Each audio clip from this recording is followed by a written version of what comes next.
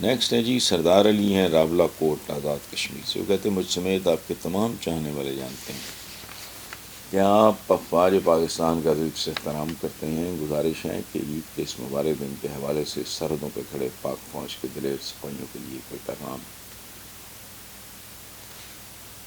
کیا ہے؟ ان کے لیے دعائیں ہیں. میری بہت زیادہ ایسوسیشن ہے. میں آپ کو بتاؤں کہ بچپن میں جب میں 5ویں 6 میں تھا، سائیکل جو ہے بچے کے لیے تو چھوڑیں،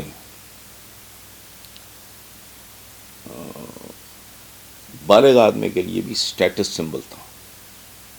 یہ یاد رکھیں سردار علی صاحب، آپ کو شاید اندازہ نہ ہو، اس زمانے میں جو لوور مڈل کلاس کے لوگ تھے وہ سائیکلیں پتہ نہیں ایک آنا گھنٹہ یا 2 آنا گھنٹہ، مجھے نہیں یاد، چونکہ میں نے تو کبھی نہیں لی تھی، لیکن رینٹ ہوتی تھی.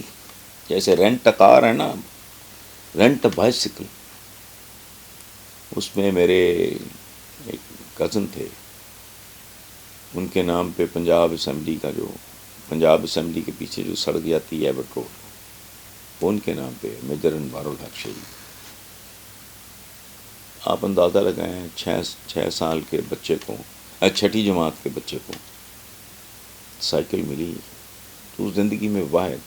وہ بڑی قیمتی گاڑیاں ہیں ابھی، میرے پاس 28 سال پہلے بھی مرسڈیز تھی ابھی، لیکن جو اس وقت کا سچی بات ہے، ظاہر ہے 6ٹھی کے بچے کو کتنی قدر ہوتی، مجھے بندہ نہیں لگتا تھا. وہ فلپس تھی گرین کلر کی، ان کی پوسٹنگ تھی نوشکی میں، اس وقت وہ کیپٹن تھے.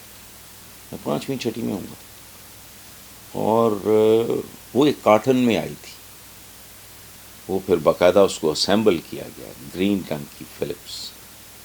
اور اس طرح ہمارے خاندان میں کپل آف ادر. دوسری بات یہ ہے کہ اس ملک کے لیے اگر کسی نے جان دی ہے یا کوئی جان دیتے ہیں، عیدوں شبراتوں پہ بھی گھروں سے دور بندقوں میں یا پہاڑوں میں یا صحراؤں میں بیٹھے ہوتے ہیں، وہ افواج پاکستان شیر دلی ہوتے ہیں نا. اچھا، اس کے ساتھ یہ یہ فٹ نوٹ ضروری ہے کہ جہاں انسان ہوگا وہاں غلطی بھی ہوگی. انہوں نے اپنے حصے کی، ہماری افواج نے غلطیاں جن میں بنیادی رول پھر ہمارے اگال دان ٹائپ سیاستدان کا ہے.